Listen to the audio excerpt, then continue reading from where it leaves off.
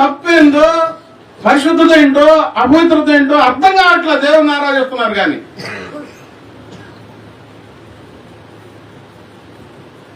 మేము చేసేది తప్పు కాదని అనుకుంటున్నారు. ప్రభు గారు ఏమంటున్నారు? ఏ స్థితిలో ఆ తప్పు నిన్ను పడేసింది అదేదో నువ్వు జ్ఞాపకం చేసుకుని అది తప్పని నువ్వు గుర్తించాలి.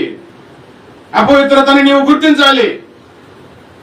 గుర్తించి ఇప్పుడు ఇక్కడ దేవుడు ఏం చేస్తున్నా అంటే, పడిపోయారు కదా, నువ్వు పడిపోయా పక్క తను ఫుట్బాల్ అన్నట్టు నాకొద్దు పో అన్నాడా? అవసరం లేదని అన్నలా. మొదట మంచి ప్రార్థన ఉంది, మొదట మంచి ఆసక్తి ఉంది, మొదట మంచి సహనం ఉన్నావు. ఇప్పుడు నువ్వు ఏదో తప్పు చేసి పడిపోయావు. ఆ తప్పు జ్ఞాపకం చేసుకొని మారు మనసు పొంది మరలా మొదటి క్రియలు చెయ్యని అవకాశం ఇస్తున్నాడండి దేవుడు. కనికరా సంపన్నుడు అండి, ప్రేమ కలిగిన దేవుడు అండి. ఆ ప్రేమ ఆ కనికరం లేకపోతే యేసు ప్రభు అని నమ్ముకున్నవాడు ఎంతమంది నరకానికి వెళ్ళేవాళ్ళు. ఆయన అవకాశం ఇస్తున్నాడు. తప్పు జరిగేటప్పుడు ఎవరికైనా బాధ కలిగొచ్చులే కానీ చేసిన తప్పు సరి చేసుకోవడానికి అవకాశం ఇస్తే అవకాశాన్ని వినియోగించుకోకపోతే కఠినమైన శిక్ష, కఠినమైన కోపం వస్తుంది.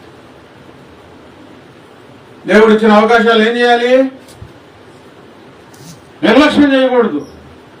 నాకు ఒక అవకాశం ఇచ్చాడు దేవుడు, నేను మార్చుకోవాలి నా పరిస్థితిని, ఈ బలహీనత నుంచి నేను బయటికి రావాలి అని పట్టుదలతో ప్రార్థన చేసుకొని జయించాలి.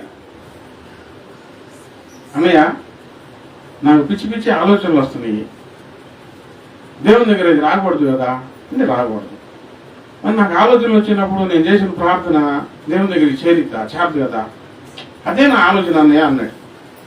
ఎంత మంచిగా ఆలోచించుకున్నాడు. ప్రభువుకి స్తోత్రం అనుకున్నా. అలా పశ్చాత్తాపడటం మంచిదేగా. వాళ్ళ ఆవిడ అంటుంది,